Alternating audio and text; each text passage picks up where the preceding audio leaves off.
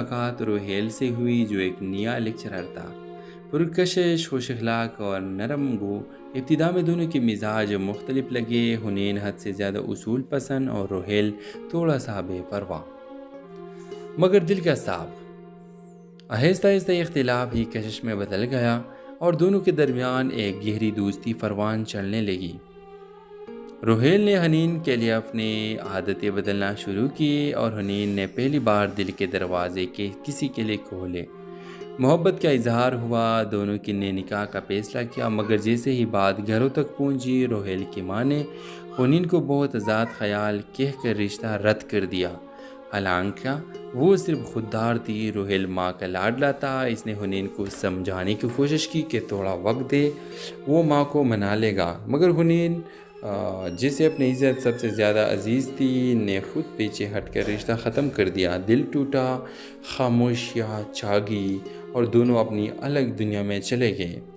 مہینے بیت گئے، روہیل نے شادی نہ کی اور حنین نے بھی خود کو کام میں دفن کر دیا، لیکن دل میں وہ محبت اب بھی زندہ تھی۔ ایک دن یونیورسٹی میں ایک فنکشن میں دونوں کی اچانک ملاقات ہوئی، آنکھوں میں نمی، لبوں پر خاموشی مگر دلوں میں طوفان۔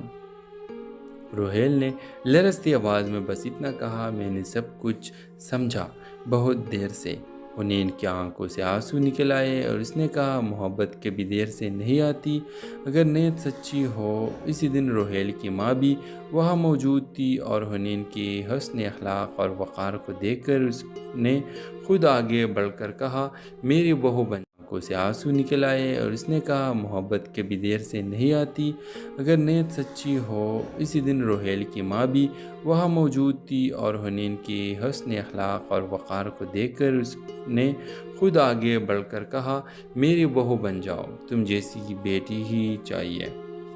مگر میں دیر سے سمجھی اور یوں وہ رشتہ جو انا کی دیوار میں دب گیا تھا، آخرکار سچائی اور خلوص کی روشنی میں دوبارہ جڑ گیا۔ تو ڈرامہ سیل کے حوالے سے اپنے رائے کی اظہار لازمی کمنٹ کریں، ساتھ میں ہمارا یوٹیوب کا چینل اخلاص ٹی وی کو سبسکرائب کرنا مت بھولیے۔ تھینکس فار واچنگ، اللہ حافظ۔ ہیلو ویورز، حنین اسلام آباد کی ایک حساس اور بااصول لڑکی تھی جو اپنے والدین کی اکلوتی اولاد ہونے کی وجہ سے نہ صرف نازوں میں پلی تھی بلکہ بہت مضبوط مزاج بھی رکھتی تھی۔ وہ ایک پرائیویٹ یونیورسٹی میں پڑھاتی تھی